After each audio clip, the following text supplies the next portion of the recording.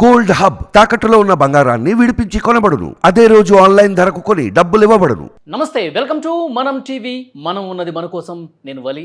ప్రస్తుతం నాతో పాటు స్టూడియోలో ఉన్నారు ప్రముఖ హైకోర్టు అడ్వకేట్ అరుణ్ గారు. వారితో మాట్లాడదాం. అరుణ్ గారు నమస్తే సార్. నమస్తే అండి. అరుణ్ గారు, 5వ రోజు ఈడీ విచారణ కొనసాగుతుంది. ఎమ్మెల్సీ కవితను విచారిస్తున్నారు. ముఖ్యంగా మనకు అందుతున్నటువంటి సమాచారం ప్రకారం సరిగా విచారణకు స్పందించట్లేదు. ఏ ప్రశ్న అడిగినా నాకు తెలియదు, నాకు సంబంధం లేదు, ఇలా చెప్తున్నట్టుగా ఇన్ఫర్మేషన్ వస్తుంది సార్. అంటే విచారణకు సహకరించని పక్షంలో ఈడీ ఏ విధంగా ముందుకెళ్లే అవకాశం ఉంది? మనం చూసినాం 7 రోజుల కస్టడీ పూర్తయిన తర్వాత మళ్ళీ ఒక 3 రోజులు 5 రోజులు కంపల్సరీ ఉంటుంది. This is part of judicial రిమాండే. 90 రోజులు అంటారు కదా, 90 రోజుల్లో ఛార్జ్షీట్ దాఖలు చేయకుంటే డిఫాక్ట్ బెయిల్ ఉంటుందని. అందులో ఇది 5వ రోజు. ఎవరు కూడా సహకరించారు. 99.99% వాళ్ళని అడిగి ఏదైనా ఇన్ఫర్మేషన్ లాగాలన్న ఉద్దేశంతో ఇన్వెస్టిగేషన్ ఏజెన్సీస్ కస్టడీలోకి తీసుకోవడం సర్వసాధారణం. ఎందుకంటే గతంలో చూసినాం మనం 7-8 సార్లు సమన్లు ఇచ్చినా కూడా ఆమె కోఆపరేట్ చేయలేదు. ఆమె కేవలం అనుమానితురాలుగా పిలిస్తేనే సుప్రీంకోర్టుకి వెళ్ళిపోయింది. సుప్రీంకోర్టుకి వెళ్ళిపోయి నన్ను అరెస్ట్ చేయకుండా ఉత్తర్వులు ఇవ్వండి అంటే, ఆ రోజు ఆమె అనుమానితురాలు, మేము అరెస్ట్ చేయాలన్న ఆలోచన మాకు లేదు అంటే, ఆ కండిషన్ మీద, ఉడంబడిక మీద, మ్యూచువల్ అండర్స్టాండింగ్ మీద వీళ్ళు సహకరించాలి, మీరు అరెస్ట్ చేయొద్దు అని ఒక చిన్న ఓరల్గా చెప్పడం జరిగింది. మొన్న పిటిషన్లో కూడా అదే పేర్కొన్నట్టున్నారు. సుప్రీంకోర్టుకు ఒక మాట చెప్పి మమ్మల్ని ఎలా అరెస్ట్ చేస్తారు? వాళ్ళు రెండో పిటిషన్ వేయడంలో చేసిన పొరపాటు అది. అందుకే అది రిటర్న్ అయింది. మొదటి పిటిషన్ ఆ రోజు ఏం జరిగింది, 19వ తేదీ రోజు మొదటి పిటిషన్, గతంలో 27 మార్చి 2023 రోజు కోర్టు ముందుకు వచ్చిన పిటిషన్ అది ఇన్ఫ్రక్షన్స్ అవుతుంది. ఎందుకంటే అక్టోబర్లో ఆమెపై ఛార్జ్షీట్ వేయడం జరిగింది. Now she is facing charges in chargesheet.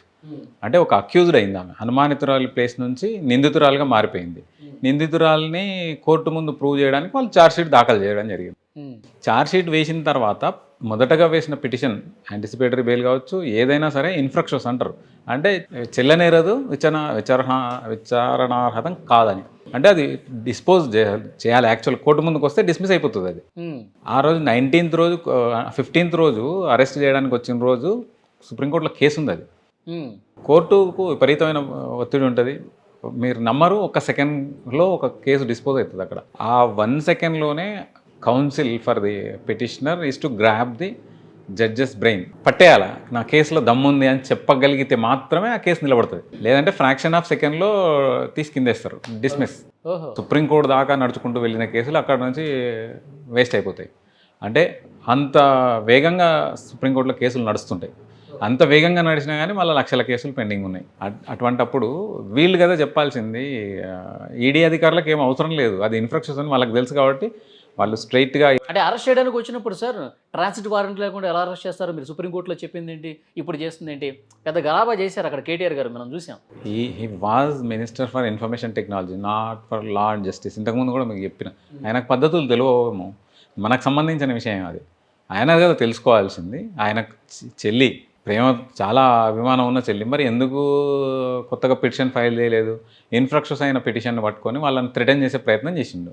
మీరు ఇబ్బందుల పాలవుతారు అని ఆ అధికారులను అనడం. నీ పిటిషనే ఇన్ఫ్రక్షన్స్, నువ్వే విత్డ్రా చేసుకున్నావు. విత్డ్రా చేసుకోకుంటే డిస్మిస్ అవుతుంది 19th రోజు. వాళ్ళు అదే అడిగినారు, డిస్మిస్ చేయమంటారా విత్డ్రా చేసుకుంటారా అని. డిస్మిస్ డాష్ విత్డ్రా అన్నది, అది కూడా డిస్మిసే. వాళ్ళు విత్డ్రా చేసుకున్నాం, ఉపసంహరించుకున్నాం అని చెప్తారు. ఎందుకు ఉపసంహరించుకున్నారు? ఆ రోజు అనుమానితురాలు, ఈ రోజు అక్యూజ్డ్. ఫిబ్రవరి రోజు, గత నెల లాస్ట్ ఆమెను సమన్ చేయడం జరిగింది. ఆమె రాలేదు. రానప్పుడు వాళ్ళు ఏం చేసినారు, రోజ్ అవెన్యూ కోర్టులో పిటిషన్ ఫైల్ చేసుకున్నారు. వాళ్ళు ఇష్యూ NBW, ఛార్జెస్ ఫ్రేమ్ అయినాయి. ఆమె రమ్మంటే రావట్లేదు కాబట్టి విధి లేని పరిస్థితుల్లో సెర్చ్ వారెంట్, తర్వాత అరెస్ట్ వారెంట్ 2 తీసుకొని వచ్చారు వాళ్ళు. మీరు అబ్జర్వ్ చేసింటారు, అది కింద జడ్జి గారి సంతకం ఉంది, రోజ్ అవెన్యూ కోర్టు స్టాంప్ కూడా ఉంది. అది నాన్ బెయిలబుల్ వారెంట్.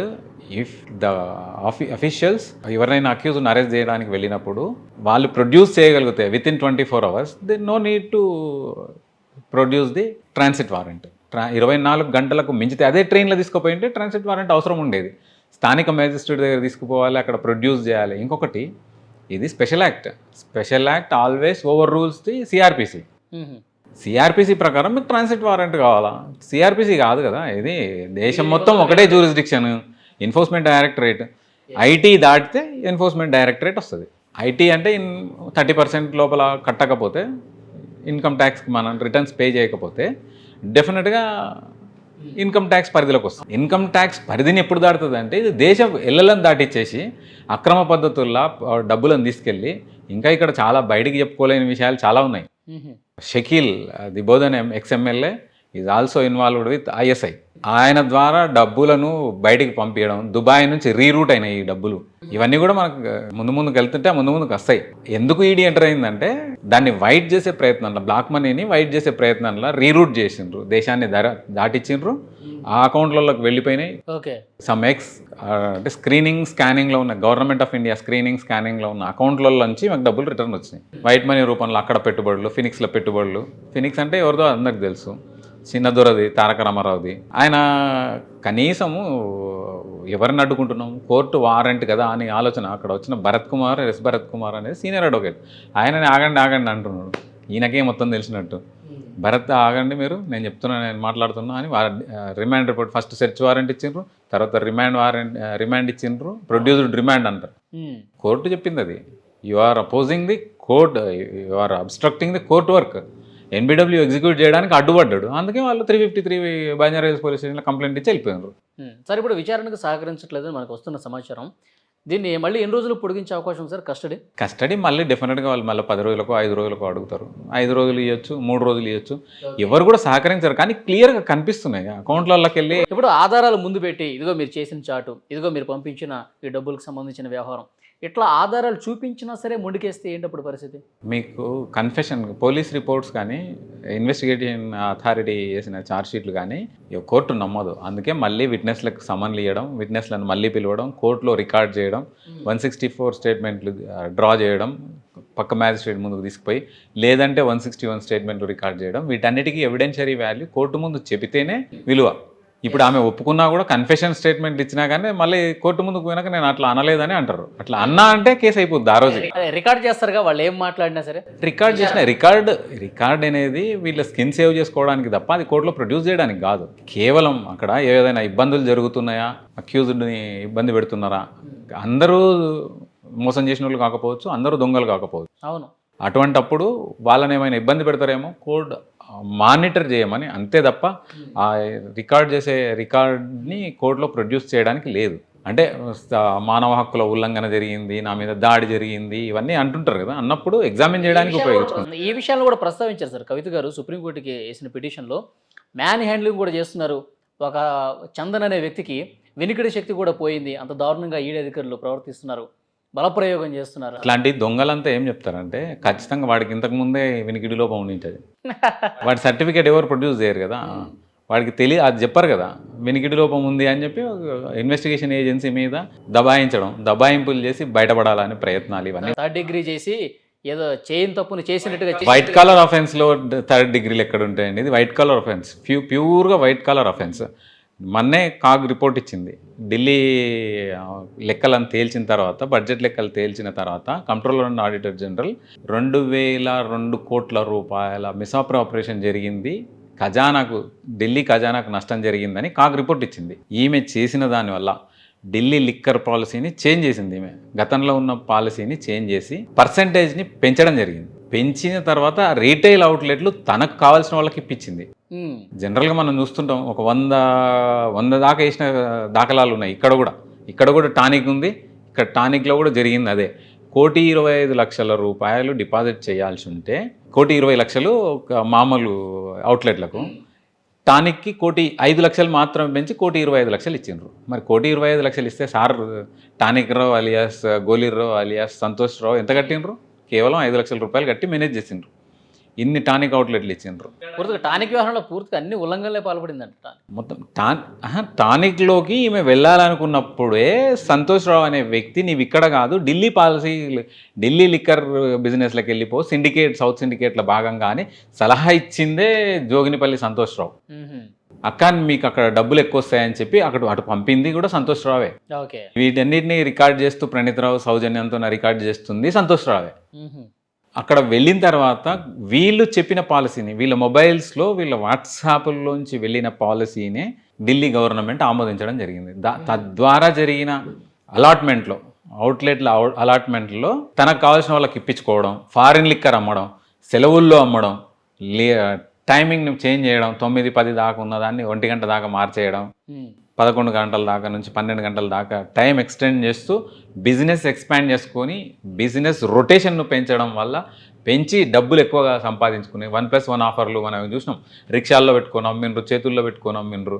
ఢిల్లీ పురవీధుల్ని పూర్తిగా లిక్కర్మయం చేసేసింది అక్కయ్య. అంత దౌర్జన్యం ఆమె చేసిన పాత లెక్క ప్రకారం సింపుల్ లెక్క, పెద్దగా ఆలోచన చేయాల్సిన అవసరం కూడా లేదు. 2,000 కోట్లు, ఒక 10,000 కోట్ల లిక్కర్ బిజినెస్ జరుగుతాయి. దాంట్లో అప్పట్లో గవర్నమెంట్కి ఒక 1,000 కోట్ల ప్రాఫిట్ ఉంటే ఇప్పుడు ఏకంగా 30,000 కోట్ల బిజినెస్ జరిగింది అనుకోండి. ఆ లెక్క ప్రకారం ఎంత రావాలి? 3,000 కోట్లు రావాలి. అంటే సింపుల్, అక్కడ మైనస్ ఎంత అయింది? 2,000 కోట్లు. ఇంత సింపుల్ లెక్క ఈమె చేసిన దానివల్ల ఢిల్లీ గవర్నమెంట్కు 2,002 కోట్ల రూపాయలు. వీళ్ళు పెంచిన అదే 30,000 కోట్ల రూపాయల బిజినెస్ చేసినా కూడా ఢిల్లీ గవర్నమెంట్కి వచ్చింది పాత 1,000 కోట్ల రూపాయలే వచ్చినాయి. అంటే 2,000 కోట్ల రూపాయలు నికరంగా నష్టమైంది. 2,000 కోట్ల రూపాయలు అంటే ఎన్ని ప్రాజెక్టులు చేయొచ్చు? 1,100 కోట్ల రూపాయలు రైతు బంధుకి ఇస్తుంది తెలంగాణ ప్రభుత్వం. కేవలం 1,100 కోట్లే. ఇంతమంది రైతులకు 11,000 కోట్లే. అంటే 2,000 కోట్లతోన ఢిల్లీ చాలా చిన్న రాష్ట్రం. ఇప్పుడు వీళ్ళు చెప్పినట్టు విన్నందుకు 100 కోట్లు ఇచ్చారు పార్టీకి. 100 కోట్లు పార్టీ పూణేలో హ్యాండ్ ఓవర్ చేయడం జరిగింది. గోవా ఎలక్షన్స్లో పార్టీ ఫండ్ కింద కేజ్రీవాల్ గారికి ముట్ట చెప్పడం జరిగింది. తద్వారా అందులో ఇరుక్కున్న మనీష్ సిసోడియా సంవత్సరం నుంచి జైల్లోనే ఉన్నాడు. సరే, ఇప్పుడు మొత్తం ఆధారాలనే చూపిస్తున్నారు, బలంగా ఉన్నాయి ఆధారాలు, సాక్ష్యాలు కూడా. ఇంతకుముందు ఎవరైతే జైల్లో ఉన్నారో, అప్రూవర్స్గా మారారో వాళ్ళ నుంచి సేకరించిన ఆధారాలు కూడా చాలా బలంగా ఉన్నాయని చెప్తున్నారు. సో ఎన్ని సంవత్సరాలు జైలు శిక్ష పడే అవకాశం ఉంది? సార్, ఇప్పుడున్న సెక్షన్ల ప్రకారం పిఎంఎల్ఏ 2-3 యాక్ట్ సెక్షన్ ఇవన్నింటి ప్రకారం ఒక 7 సంవత్సరాలు జైలు శిక్ష పడవచ్చు. కానీ ఇంకా సెక్షన్స్ యాడ్ అవుతాయని నా ఉద్దేశం. నేను చెప్పిన ఇంతకుముందు ఐఎస్ఐ లింకులు ఉన్న అకౌంట్లలోంచి కూడా డబ్బులు వచ్చినాయి కాబట్టే ఈడీ ఎంటర్ అయింది, సిబిఐ ఎంటర్ అయింది. నాకు తెలిసి రీసెర్చ్ అండ్ అనాలిసిస్ వింగ్ కూడా ఎంటర్ అవుతుంది అనుకుంటున్నాను. నేను ఇందులో కూడా ఎంటర్ కావచ్చు. సెక్యూరిటీకి సంబంధించింది, దేశ భద్రతకు సంబంధించింది. ఐఎస్ఐతో పొత్తు పెట్టుకోవడం, ఐఎస్ఐతో అంటకాగడం, ఐఎస్ఐతో బిజినెస్ చేయడం అంటే ఖచ్చితంగా దేశ భద్రతకు రక్షణకు తూట్లు పొడిచే కార్యక్రమం. డైరెక్ట్ ఇన్వాల్వ్మెంట్ ఉందా? లేదంటే డైరెక్ట్ ఇన్వాల్వ్మెంట్లే. అకౌంట్ ట్రాన్సాక్షన్ రిఫ్లెక్ట్ అవుతుంది. నేను కాదు మొత్తుకున్నా నా అకౌంట్లోంచి థర్డ్ పార్టీ అకౌంట్లోకి పోయినప్పుడు ఈ ట్రాన్సాక్షన్ ఐడితో సహా ఉంటుంది కదా. ఒక 10 రూపాయలు నేను ఒక చాయ్ తాగి చాయ్ బడ్డీ వాడికి నేను ట్రాన్స్ఫర్ చేస్తే దానికి ఒక ట్రాన్సాక్షన్ ఐడి ఉంటుంది. నా అకౌంట్లోంచి ఆ అకౌంట్లోకి ఏ ట్రాన్సాక్షన్ ఐడి ద్వారా పోయింది ఉన్నప్పుడు 1,000 కోట్ల రూపాయలు ట్రాన్స్ఫర్ అయినప్పుడు దానికి కూడా ట్రాన్సాక్షన్ ఐడీలు ఉంటాయి కదా. డైరెక్ట్ ఇక్కడ నుంచే ఐఎస్ఐ వాళ్ళకి వెళ్ళిందంటారు. షకీల్ ద్వారా దుబాయ్కి వెళ్ళినాయి, పడకూడని అకౌంట్లలో పడ్డాయి, పడకూడని అకౌంట్లోంచి అక్కకు వచ్చినాయి, అక్క అకౌంట్లకు రీరూట్ అయినాయి, అక్కడ నుంచి ఫినిక్స్కి వెళ్ళినాయి, రకరకాలుగా వెళ్ళినాయి అనిల్ అకౌంట్లో. ఇప్పుడు పూర్తిగా ఈ ఆధారాలన్నీ సేకరించే పనులు, ఆధారాలన్నీ ఆటోమేటిక్గా ఒక క్లిక్తోనే వస్తాయి. ఇంత ఈజీగా 10 లక్షల మంది ఫోన్లను ట్యాప్ చేసిండు ప్రణీత్ రావు, దాని ఆధారాలే రిట్రీవ్ చేస్తున్నారు. ఇది రిట్రీవ్ కాదా?